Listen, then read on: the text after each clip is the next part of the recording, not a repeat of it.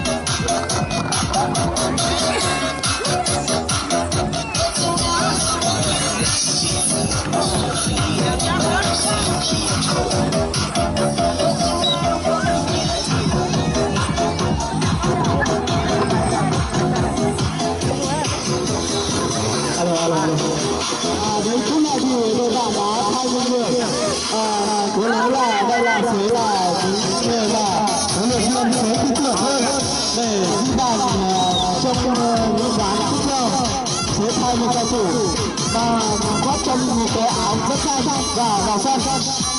Đến lúc này thì đến giây phút này thì đội bạn đã ghi được bàn tỷ số là 1-0.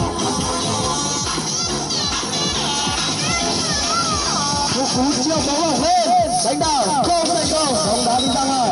Đây chính là một cú đưa cho đội bạn.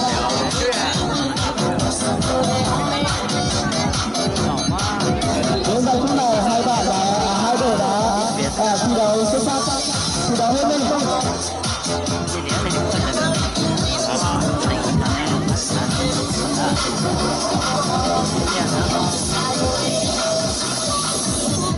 Một cú chiêu bóng lên, không thể lừa được thủ thành bên kia.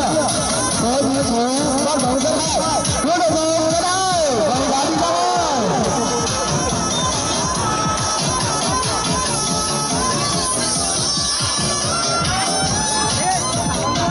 Đây là tất cả các khán giả bên này.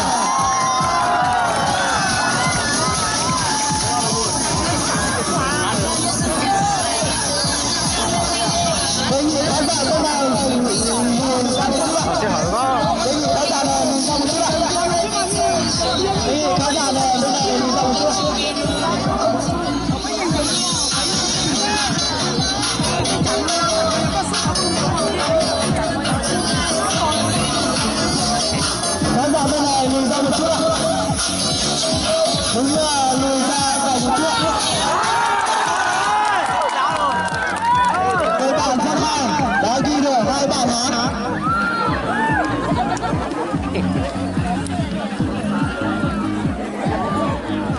Ba thôi, ba bạn thắng 2-2.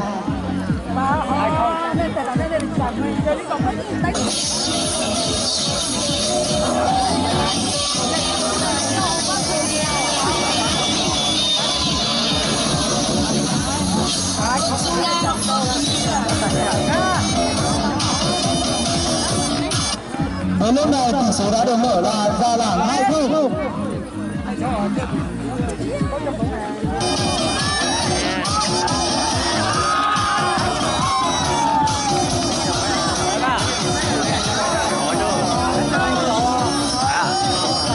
Bây giờ được chọn phải chưa vào lên.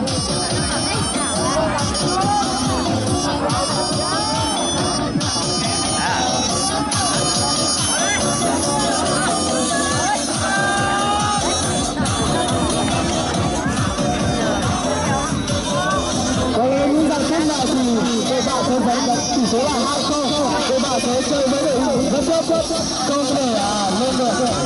Bởi vì là đội hình đội bạn đã dẫn tỷ số là 2-0, đội bạn sẽ chơi tốt hơn so với những phút ra ban đầu. Chơi lên.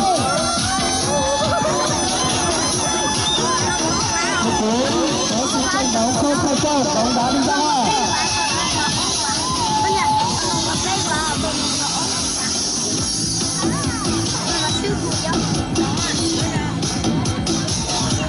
Muốn chưa bóng công lên nhưng mà chỉ đến hứa không thành công. Bóng đá đi ra ngoài.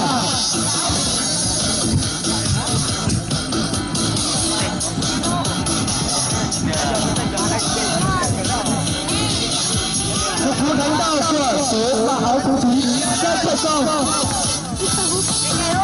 Cả đây có lẽ quả này là không am hiểu.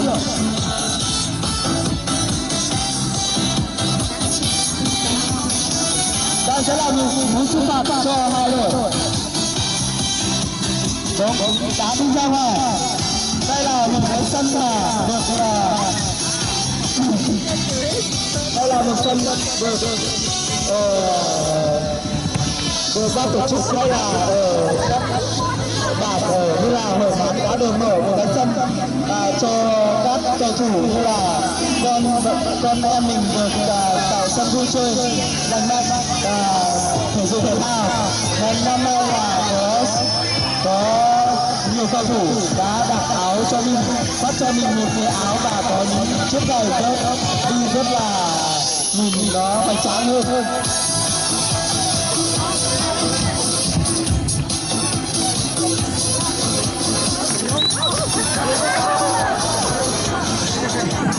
Bóng đá ra ngoài. Rất là nỗ lực của những bóng của và áo số 27 nhưng không thành công. Một cú chia bóng ở lên. Chưa có sự va chạm nào.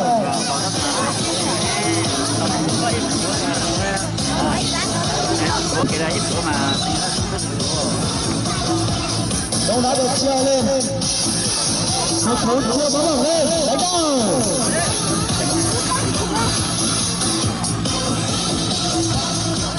Đây là hình của bạn thì ám sát và chơi với hình rất tốt. Hay là đánh đầu không thành công với số 7. Lấy số 7 của Ronaldo, số 7 làm một cú đánh đầu của Ronaldo không thành công.